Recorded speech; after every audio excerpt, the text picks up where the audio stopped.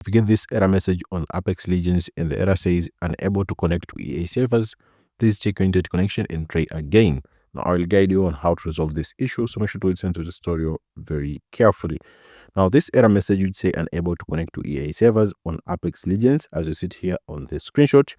This error message in Apex Legends is a server-side issue that occurs when the game servers are down or overloaded. So this error occurs when their servers are down. You come here to this page, which the link will be available on the description of this video. Also, this page here, you can basically check for the EA server status if there is any outages or connection updates. So scroll on here on this page to check for the Apex Legends. As you can see right now, the server status is good, but when it's down, in most cases, you'll be getting these errors a lot. Now, you'll need to wait until their servers are restored.